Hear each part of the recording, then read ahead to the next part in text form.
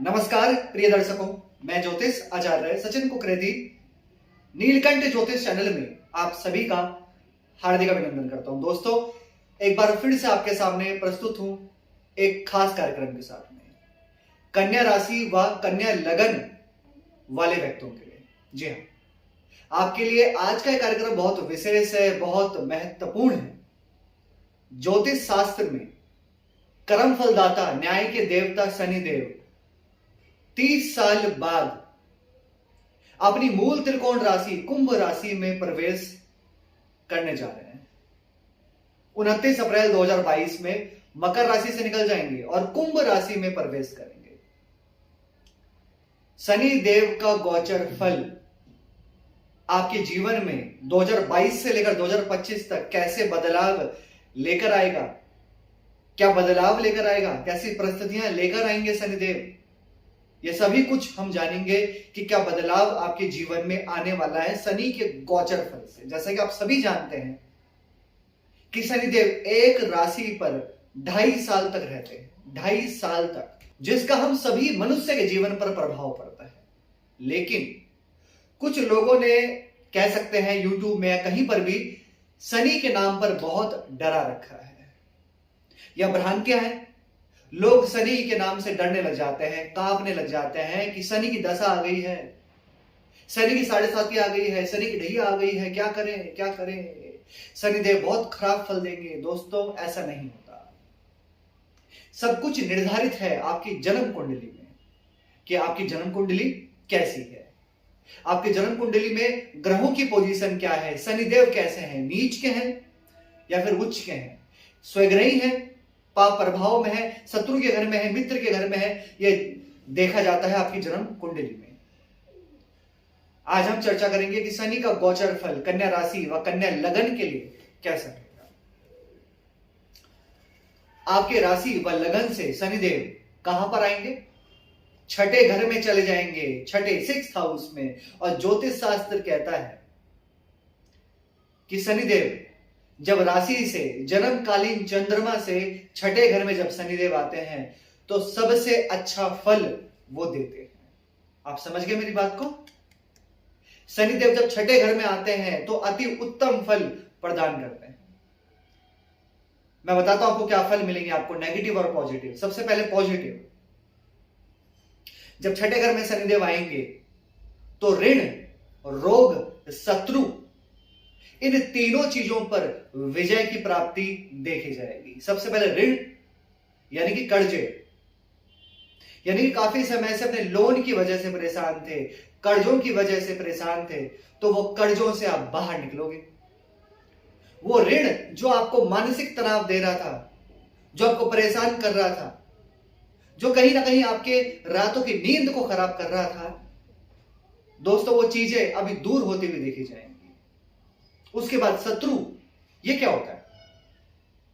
शत्रु में विजय की प्राप्ति का मतलब है कि आपके वर्किंग प्लेस पे आप किसी बड़ी सतह पे हैं, बड़ी राजनीति पे हैं, प्राइवेट कंपनी में काम करते हैं और वहां कुछ शत्रु आपको परेशान कर रहे हैं, आपके बारे में ही पॉलिटिक्स कर रहे हैं, आपकी पीठ पीछे आपकी बुराई करते हैं या फिर आपको फंसाने की साजिश कर रहे हैं, तो वो शत्रु आपके सामने नतमस्तक होते हुए देखे जाएंगे 29 अप्रैल 2022 के बाद, या फिर वो अपने आप पीछे हो जाएंगे।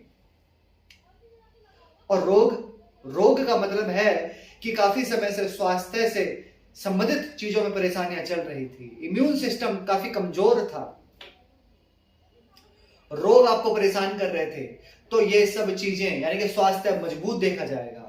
ऋण, रोग, शत्रु, ये होता है छठा घर। और छठे घर में शनिदेव अच्छा फल देते हैं मेरे दोस्तों, अच्छा फल देते हैं, ये बहुत अच्छा रहेगा आपके लिए। और एक चीज और, जब शनि की दृष्टि पड़ेगी 12th हाउस पे, छठे घर से पड़ेगी सीधे 12th हाउस में, तो विदेश का होता है 12th हाउस, एमएनसी कंपनी होती है 12th हाउस, खर्चों का होता है 12th हाउस। सबसे पहले तो अगर विदेश जाना चाहते हैं तो विदेशी गतिविधियां बढ़ जाएंगी, लंबी यात्रा आपकी हो सकती है, फॉरेन ट्रैवल आपका देखा जा सकता है। लेकिन इसी के साथ नेगेटिव क्या है? नेगेटिव यह है कि खर्चे बहुत ज्यादा बढ़ जाएंगे, एकदम से खर्चा होगा, आपको पता भी नहीं चलेगा। खर्चे ज्यादा हो सकते हैं कभी कभी आपके, वो आपको थोड़ा बहुत ध्यान रखना है। शनि की दृष्टि पड़ेगी थर्ड हाउस पे, तो मेहनत और भागदौड़ और ट्रैवलिंग, छोटी छोटी यात्राएं ये आपकी देखी जा सकती हैं, लेकिन इसका जो रिजल्ट है, इसका जो आउटपुट है, वो आपको बहुत अच्छा देखा जाएगा। जी हाँ, आपको इसका रिजल्ट बहुत अच्छा मिलेगा, क्योंकि 30 साल बाद, जी हाँ ध्यान से सुनिएगा, 30 साल बाद शनिदेव आते हैं छठे घर में, छठे घर में आपकी राशि व लगन से, और आपको इतना अच्छा फल देते हैं ना दोस्तों। कन्या राशि के लिए शनि का गोचर फल मैं दिल से कह रहा हूं आपसे, बहुत अच्छा है, बहुत अच्छा है। आपके लिए आर्थिक स्थिति को मजबूत बनाएंगे, फाइनेंशियल स्ट्रांग बनाएंगे, करियर को मजबूत बनाएंगे। छठे घर में शनिदेव आपके लिए बहुत बड़ा राजयोग लेकर आएंगे। लेकिन 2-3 चीजें नेगेटिव है, वो भी मैं आपको बता देता हूं, जिसका आपको ध्यान रखना है, ठीक है। सबसे पहले तो किसी भी व्यक्ति पर आपको बहुत जल्दी से भरोसा नहीं करना है, ठीक है, क्योंकि छठा घर जो होता है वो शत्रुओं का भी होता है, और छठे घर में शनि, यानी कि शत्रु भी आपके कुछ कम नहीं है। शत्रु भी जो है वो आपके बड़े बड़े हो सकते हैं, यानी कि बड़े बड़े, यानी कि या तो उनका नेम फेम अच्छा होगा, या फिर कहीं ना कहीं उनके पास पैसे अच्छे होंगे। तो कहीं ना कहीं शत्रु आपके हो सकते हैं, तो किसी पर भी जल्दी से भरोसा आपको नहीं करना है। अगर आप कोई भी ऋण लेना चाहते हैं, कोई भी बड़ा इन्वेस्टमेंट करना चाहते हैं, तो अपनी जन्म कुंडली को एक बार आप जरूर दिखवा लीजिएगा। हालांकि ऋण से तो आप बाहर निकल जाओगे, लेकिन अभी दोबारा लेना चाहते हो तो वहां पर आपको थोड़ा बहुत ध्यान रखना है। और एक चीज और दोस्तों, अगर आप पार्टनरशिप करते हैं, तो वहां पर भी आपको बहुत ज्यादा भरोसा नहीं करना है, और अपने लव रिलेशन पर भी ध्यान रखना है, और अपने पढ़ाई पर भी ध्यान रखकर चलना है।